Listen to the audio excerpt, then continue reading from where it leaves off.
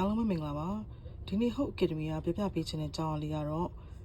American English မှာ3လေးတုံးထားရှိတဲ့ Raincheck ဆိုတာဘာလဲဆိုတဲ့အကြောင်းလေးပဲဖြစ်ပါတယ် I'm too busy to go out at dinner I will have to take a Raincheck အဲ့ဒါကတော့ sentence မှာသုံးပြပေးထားပါ I am too busy to go out to dinner I will have to take a Raincheck ဒီနေ့တော့ငါအလုပ်ရမ်းများနေတယ်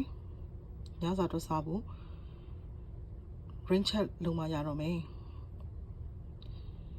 Raincheck ဆိုတဲ့သဘောတရားကနောက်ကိုရွှေ့တဲ့သဘောပေါ့နော် Do you mind if we take a Raincheck on our movie date this evening? Do you mind if we take a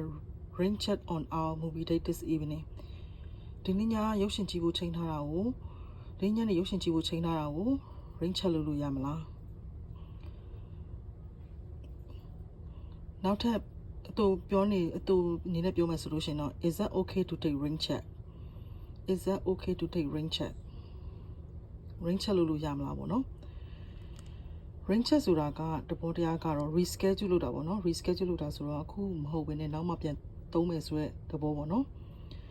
ညင်းလိုက်တာလည်းမဟုတ်ဘူးဒါပေမဲ့အခုတော့မအားသေးဘူးနောက်မှပဲသုံးမယ်ဆိုတဲ့သဘောပေါ့နော်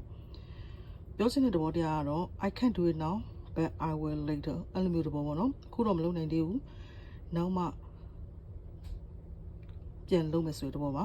ညင်းလိုက်တာတော့လည်းမဟုတ်ဘူးဒါပေမဲ့နောက်အချိန်တစ်ခုကြာမှပြန်လုပ်မယ်ဆိုတဲ့ပြောသဘောပေါ့နော်အတိအကျတော့မပြောထားပါဘူးချိန်ကတော့ဒါကိုယ့်အတိအကျပြောချင်လဲရတယ်နောက်တစ်ပတ်ဆိုပြင်နောက်တစ်ပတ်ပေါ့နော်အဲ့လိုပြောလို့ရပါတယ်ဒါပေမဲ့ Raincheck ဆိုတဲ့သဘောတရားကတော့အခုမလုပ်နိုင်သေးဘူးနောက်မှလုပ်မယ်ဆိုတဲ့သဘောတရားလေးပါရှင်ဒီနေ့ဗီဒီယိုလေးကတော့ American English မှာသုံးတဲ့ Raincheck ဆိုတဲ့အကြောင်းအလေးကိုရှင်းပြပေးတော့တာပဲဖြစ်ပါတယ် Raincheck ဆိုတာကတော့ဒီလိုတငယ်ချင်းတွေကြားမှာလည်းသုံးကြသလိုအလုံးမှာလည်းသုံးကြပါတယ်ဒါကြောင့်မလို့ဘာကြောင့်သုံးရလဲဆိုတော့နားလည်စေချင်လို့ပြပြပေးတာပါနောက်ဗီဒီယိုမှာပြန်လည်ဆုံတွေ့ကြပါမယ်ရှင်